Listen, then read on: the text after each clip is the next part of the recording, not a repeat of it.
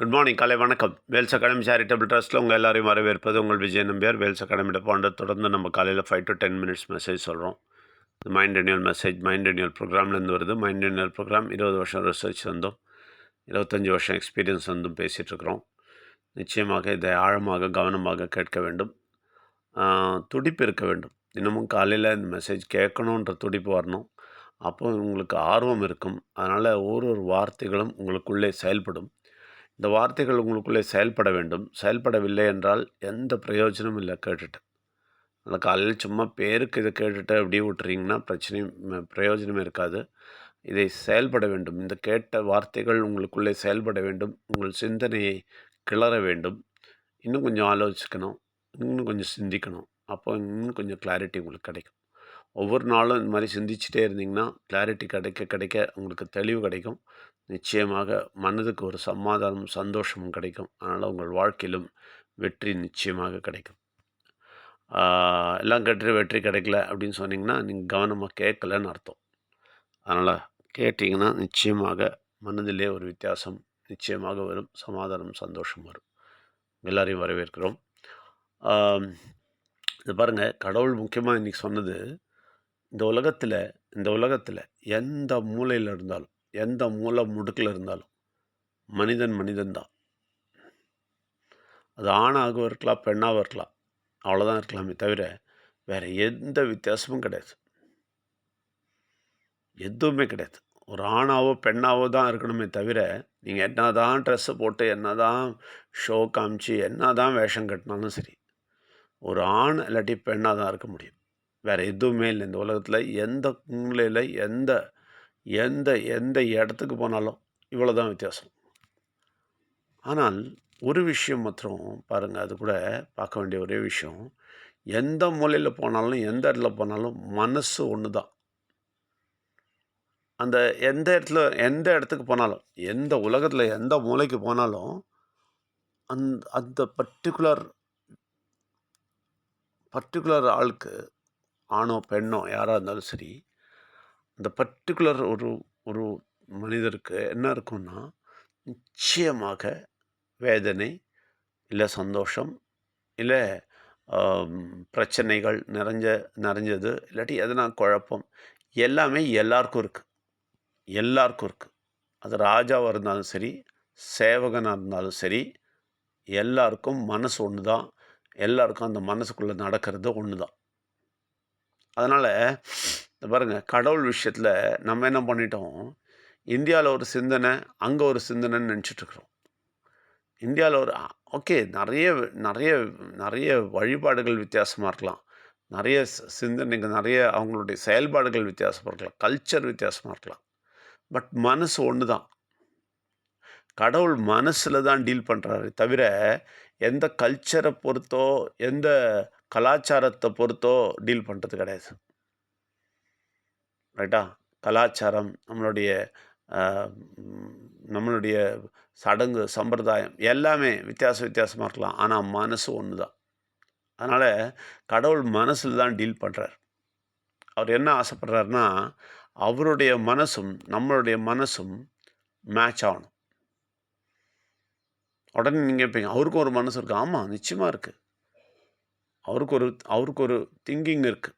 அவருடைய ஆக்சுவலாக கடவுளுடைய திங்கிங்கும் நம்மளோட திங்கிங் எவ்வளோ வித்தியாசம்னா, வானத்துக்கும் பூமிக்கு இருக்கிற வித்தியாசம்.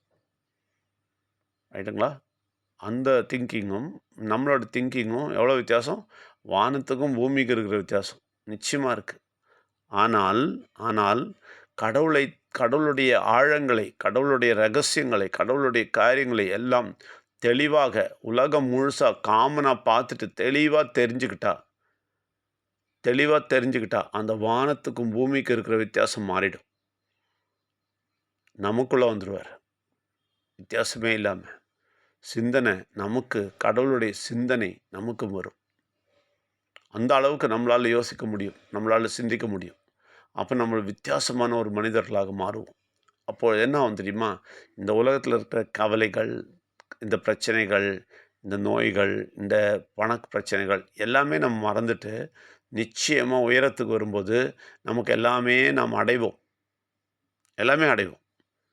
வியாதி இல்லாத வாழ்க்கையும், பணம் கஷ்டம் இல்லாத வாழ்க்கையும், நிம்மதியும், சந்தோஷம் இல்லாத இருக்கிற வாழ்க்கையும் எல்லாமே மாறிடும்.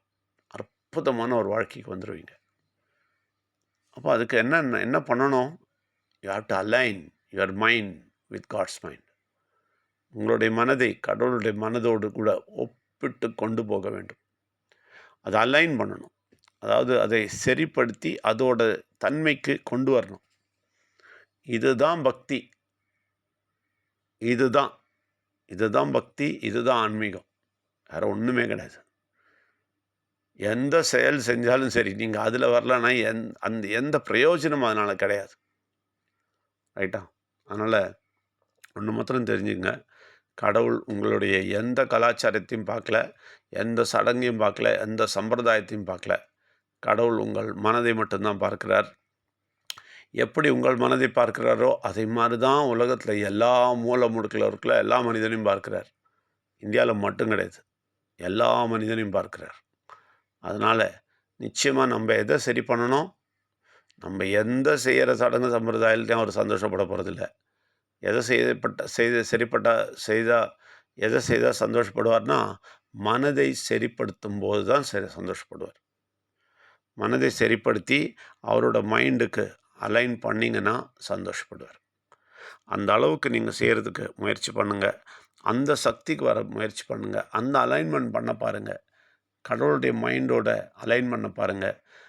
கடவுளுடைய திங்கிங்கும் நம்ம திங்கிங்கும் வானத்துக்கும் பூமிக்கும் இருக்கிற வித்தியாசம் இருக்குது. ஆனால் அதை மாற்றி அந்த திங்கிங்க்கு நம்மளை உள்ளே கொண்டு போகிறதுக்கான ஞானத்தை பெறுங்கள். அதாவது கடவுளுடைய உண்மையான காரியங்களை தெரிந்து கொள்ளுங்கள். உலகம் முழுவதையும் சேர்த்து பாருங்கள். உலகம் முழுவதையும் பாருங்கள். வெறும் இந்தியாவில் ஒரு மூலையில் உங்கள் இடத்துல மாத்திரம் உட்காந்துக்கிட்டு நம்ம வீட்டுக்குள்ளே உட்காந்து ஒரு சாமி ஒரு பூஜை நடத்தினா கடவுள் சந்தோஷப்பட்டுருவாருன்னு நினைக்காதீங்க. நிச்சயமாக கிடையாது. நீங்கள் எல்லாமே சிந்திச்சிங்கன்னா தான், புரிஞ்சாதான், இந்த உலகத்துக்குள்ளேயே நீங்கள் நுழைஞ்சாதான், உலகத்தில் நடக்கிற நடந்த எல்லா காரியங்களும் தெரிந்தால்தான் உங்களுக்கு அவரோடு கூட சேர்ந்து நடக்க முடியும். அப்பொழுதுதான் அவருடைய சிந்தனை கூட நீங்கள் வர முடியும். இல்லாட்டி குறுகலான சிந்தனையில் இருப்பீங்க. உங்கள் வீட்டுக்குள்ளேயே பார்க்குறான் சாமியான்னு நினச்சிங்கன்னா நீங்கள் குறுகலான சிந்தையில் இருக்கீங்க. ரொம்ப தாராளமாக எல்லா விஷயமும் ஆலோசித்து நான் கடவுளை அதன் பின்னால் பார்க்க வேண்டும் என்று தீர்மானித்தால் நிச்சயமாக தாராளமான ஒரு சிந்தனைக்கு போகும்போது கடவுள் சிந்தனையுடன் உங்களுடைய சிந்தனை மேட்ச் ஆகும். சிங்க்ரனைஸ் பண்ண முடியும், அலைன் பண்ண முடியும். அதனால் உங்கள் எல்லாரையும் வரவேற்கிறோம். அந்த நிலைமைக்கு நம்ம எல்லாரும் உயரணும்னு பிரார்த்தனை பண்ணுகிறோம். நன்றி, வணக்கம்.